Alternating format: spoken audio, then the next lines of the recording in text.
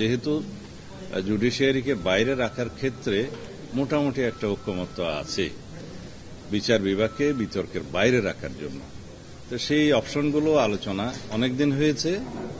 আজকে একটা ড্রাফট মোটামুটি সবার মতামতের প্রেক্ষিতে ঐক্যমত্য কমিশন থেকে প্রণয়ন করা হয়েছে, কিন্তু সেইখানেও কোনো অবজারভেশন আছে কিনা, ছোটখাটো কোনো সংশোধনী আনতে হবে কিনা, সেটা যার যার দলীয় ফোরামে আলোচনা করে আগামীকালকে পরশুদিন সকালে উপস্থাপনের জন্য ওনারা সময় নির্ধারণ করেছেন। এখানে বিস্তারিত আর না বললেই ভালো হয়। আপনাদের কাছে হয়তো কাগজটা ঐক্যমত্য কমিশনের কাছ থেকে হয়তো ড্রাফটটা পৌঁছে যেতেও পারে, না হলে আপনারা কালেকশন করে নেবেন।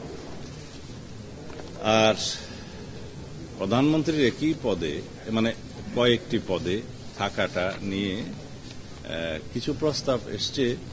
আপনারা আগে জানেন, এটা অনেকবার ডিসকাসড হয়েছে যে একই ব্যক্তি প্রধানমন্ত্রী, সংসদ নেতা এবং দলীয় প্রধান এই একাধিক পদে থাকতে পারবেন কিনা। বিস্তারিত আলোচনা শেষে অধিকাংশের মধ্যে একটা মতামত এসছে যে প্রধানমন্ত্রী এবং তার সাথে সংসদ নেতার ভূমিকাটা প্রায় অঙ্গাঙ্গিভাবে জড়িত। এই দুই ক্ষেত্রে একত্রে প্রধানমন্ত্রী এবং প্রধানমন্ত্রী লিডার অব দি হাউস থাকতে কোনো অসুবিধা নেই। এক্ষেত্রে মোটামুটি যেটা আমি কনসেনসাস দেখেছি যে প্রায় সকলেই একমত, কিন্তু দলীয় প্রধানমন্ত্রী হতে পারবেন কিনা এই ক্ষেত্রে কিছু বিতর্ক হচ্ছে। তা আমাদের দলের অবস্থান, আমরা যৌক্তিকভাবে লিখিত প্রস্তাবও আগে জমা দিয়েছিলাম আমাদের দলের পক্ষ থেকে, এবং প্রথম পর্ব এবং দ্বিতীয় পর্বের আলোচনা তো আমরা সেই একই যুক্তিগুলো দিয়েছি।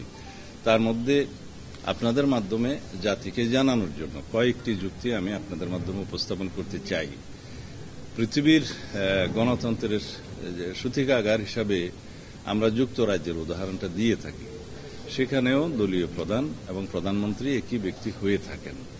কয়েকটি দেশে মাঝে মধ্যে এটার ব্যতিক্রম হয়ে থাকে, তবে সেটা সংসদীয় দলে যারা সরকারি দলের যে পার্লামেন্টারি পার্টি হয় সেই পার্টি ডিসাইড করে যে পার্টি কাকে প্রধানমন্ত্রী হিসাবে সিলেক্ট করবেন। সেটা কোনো ইলেকশন প্রসিডিউর নয়। যারা মেজরিটি পার্টি হয় পার্লামেন্টে অথবা জোট হয়, তারা পার্লামেন্টারি পার্টি ফর্ম করে তারা ডিসাইড করে কোন ব্যক্তি প্রধানমন্ত্রী হবেন।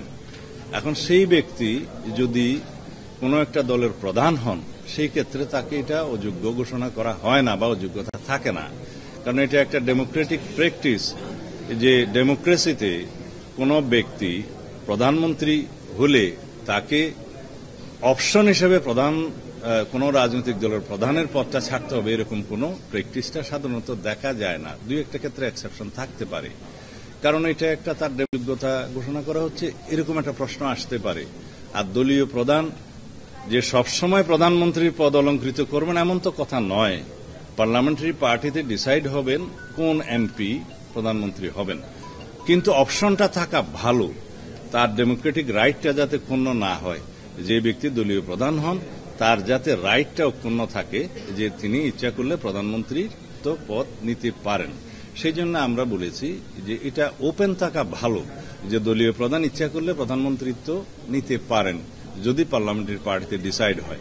আর যদি পার্লামেন্টারি পার্টিতে ডিসাইড হয় যে তাকে প্রধানমন্ত্রী করা হবে না, অন্য একজনকে করা হবে, সেটা পার্লামেন্টারি পার্টির ডেমোক্রেটিক রাইট চর্চা, সেটা ওপেন রাখার ক্ষেত্রে আমরা আমাদের সাজেশন দিয়েছি এবং পৃথিবীর বিভিন্ন দেশের উদাহরণ টেনে আমরা বলেছি যে যেহেতু দলীয় প্রধানমন্ত্রিত্ব হওয়ার ক্ষেত্রে কোনো অযোগ্যতা হতে পারে না, সেই জন্য এই অপশনটা থাকা উচিত, তার ডেমোক্রেটিক রাইটটাও কোনো থাকা উচিত যে দলীয় প্রধান ইচ্ছা করলে যদি পার্লামেন্টারি পার্টি ডিসাইড করে তিনি প্রধানমন্ত্রী হতে পারবেন। এটা হচ্ছে আমাদের যুক্তি। তো সুতরাং এই ডিবেট হয়তো আরো কয়েকদিন আরো হয়তো বেশি চলতে পারে বা একদিন চলতে পারে। এটা আগামীকাল শুরু হবে, ওনারা যেটা বলেছেন যে আগামীকালকে এই ইস্যুটা দিয়ে শুরু করবেন। তো দেখা যাক, হয়তো আমরা বিশ্বাস করি যে এটা রিজনেবলি আমাদের দেশের প্র্যাকটিস অনুসারে, পৃথিবীর বিভিন্ন লার্জেস্ট ডেমোক্রেটিক যে সমস্ত কান্ট্রিজগুলো আছে সেটার প্র্যাকটিস অনুসারে এবং আমাদের দেশের বাস্তবতা অনুধাবন করে সেই বিষয়টা সবাই বিবেচনা করবেন বলে আমরা আশা করি আমরা একটা জায়গায় আসতে পারব। আমরা প্রায় তো কাছাকাছি এসেছি এই প্রধানমন্ত্রী পদে এবং রাজনৈতিক দলের প্রধানমন্ত্রী একই সাথে এবং একই সাথে লিডার অব দি হাউস হওয়ার ক্ষেত্রে দুইটা বিষয়ে তো প্রায় সবাই একমত। যে লিডার অব দি হাউস এবং প্রধানমন্ত্রী একই ব্যক্তি হতে পারেন। বিতর্কটা এখন চলছে যে দলীয় প্রধানের পদে উনি থাকতে পারবেন কিনা, সেটা আলাপ আলোচনার মধ্য দিয়ে হয়তো এক জায়গায় আসতে পারবো। আমরা আমাদের পজিশনটা জানালাম এবং যৌক্তিকভাবে জানালাম, ইনস্টেন্স দিয়ে জানালাম যে দলীয় প্রধানের পদে থাকাটা তো যোগ্যতা হতে পারে না। আর তাছাড়া এটা একটা ডেমোক্রেটিক রাইট হরণ করার মতো হবে সেই ব্যক্তির, যে শুধুমাত্র দলীয় প্রধান থাকার কারণেই কি প্রধানমন্ত্রী পদে তাকে বিবেচনা করা হবে না।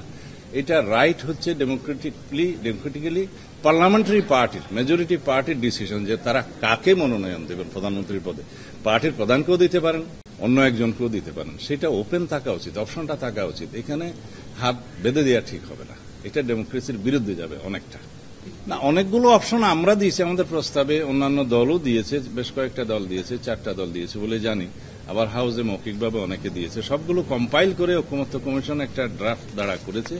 এইটার ক্ষেত্রে যদি কোনো মতামত থাকে তাইলে দিবে, বা কোনো কারেকশন যদি থাকে, কোনো অবজারভেশন থাকে দিবে, অথবা অ্যাজ ইট ইজ যেভাবে দিয়েছে সেভাবে একমত হওয়া যায়। কিন্তু যেহেতু এটা আমাদের দলীয় ফোরামে আলোচনা করতে হবে, সেই ডিসিশনটা আমি এই মুহূর্তে দিতে পারবো না আমাদের দলের পক্ষ থেকে। না, সেটা আমাদের প্রস্তাব এরকম না। আমরা রাষ্ট্রপতিকে প্রিসাইড করার জন্য কয়েকটা অপশন রেখেছিলাম, কিন্তু আমাদের রিফাইন্ড যেটা ভার্সন আমরা জমা দিচ্ছি ওখানে আর প্রেসিডেন্টের অপশনটা রাখি নাই। তো সেটা এভরিডে কিছু কিছু রিফাইন্ড হচ্ছে। এখন যে প্রশ্নটা আপনি করলেন তাতে আমার মনে হয় আমাদের সবার পরিষ্কার হওয়া উচিত যে আমরা পজিশন, অপোজিশন লিডার এবং থার্ড মেজরিটি পার্টি যারা আছে তাদের সমন্বয় কমিটি করার ক্ষেত্রে আমরা সবাই প্রায় একমত। কারণ ওখানে প্রধানমন্ত্রী, অপোজিশন লিডার এবং থার্ড মেজরিটি পার্টির থেকে একজন, এর সমন্বয়ে 3 জন অথবা আর 2 জন থাকতে পারে, প্রধান বিরোধী দল থেকে একজন, সরকারি দল থেকে একজন, সেই হিসেবে 5 জনের কমিটি হতে পারে এবং তাদের জমা দেওয়া হবে বা ওপেনলি সেই কমিটি জনগণের কাছ থেকে বা অন্যান্য পার্টিগুলোর কাছ থেকে এটা নাম আহ্বান করতে পারে, সেখান থেকে পছন্দ করা যেতে পারে। এবং সেটি অপশন যদি না হয় তারপরে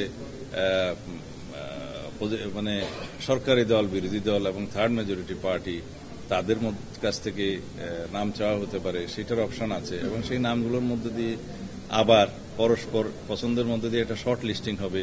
সেই শর্ট লিস্টিংটা কিভাবে ঐকমত্যে আসা যায় সেটার একটা প্রভিশন রাখা হয়েছে। যদি ওইভাবে ঐকমত্যে আসা না হয় তারপরে র্যাঙ্ক চয়েস ভোটিং এর ক্ষেত্রে একটা বিধান রাখা হয়েছে, সেইটা নিয়েই বোধহয় মেইনলি আলোচনাটা করতে হবে। তো এখানে সবাইকে র্যাঙ্ক চয়েসের ক্ষেত্রে আমরা বিবেচনা করছি, তবে সেটা আমাদের দলীয় ফোরামে একটু আলোচনা করে কিভাবে কি করলে ভালো হয়।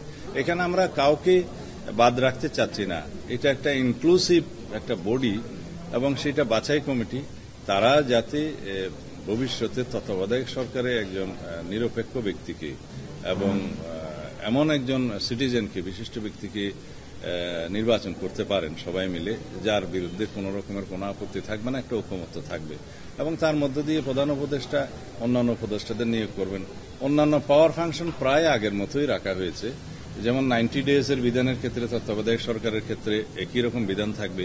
এই তত্ত্বাবধায়ক সরকারের বর্তমান যেটা 13 অ্যামেন্ডমেন্টের পজিশন আছে সেটার নাম কিন্তু হচ্ছে নিরপেক্ষ দল নিরপেক্ষ তত্ত্বাবধায়ক সরকার।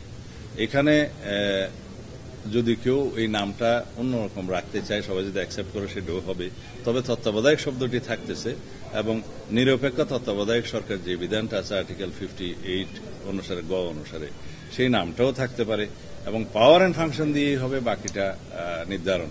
এই পাওয়ার অ্যান্ড ফাংশনের ক্ষেত্রে আগে যেভাবে উচ্চারিত হয়েছে তো সংশোধনীতে সেটা একই রকম আছে, যেমন তারা প্রধান উপদেষ্টা, প্রধানমন্ত্রীর পদমর্যাদা এবং পাওয়ার ফাংশন উপভোগ করবেন, তাদের রুটিন দায়িত্বের বাইরে আর কোনো দায়িত্ব থাকবে না এবং প্রধান উপদেষ্টা 90 দিনের জন্য উপদেষ্টা পরিষদ গঠন হবেন। যদি কোনো কারণে অ্যাক্ট অফ গড, যেটা ফোর্স মেজর হিসেবে পরিচিত, সেরকম কোনো কারণ হয়, আমাদের দেশ যেহেতু দুর্যোগ প্রবণ এলাকা, বন্যা প্রবণ এলাকা মানে দেশ, সেই ক্ষেত্রে হয়তো আরো 90 দিনের পরে 30 দিন এক্সটেন্ড করা যায় কিনা, সেটা নির্বাচনের ক্ষেত্রেও আছে। এই ক্ষেত্রেও সেই 90 দিনের পরে একটা অপশন রাখা হয়েছে, যদি সেরকম কোনো কারণ ঘটে তাহলে আরো 30 দিন সময় তারা পাবেন। এগুলো সব আগের মতোই মোরলেস রয়ে গেছে, পাওয়ার অ্যান্ড ফাংশন আগের মতোই রয়ে গেছে, গঠন প্রণালী নিয়েই শুধু আলোচনাটা হচ্ছে। এটা থ্যাংক ইউ।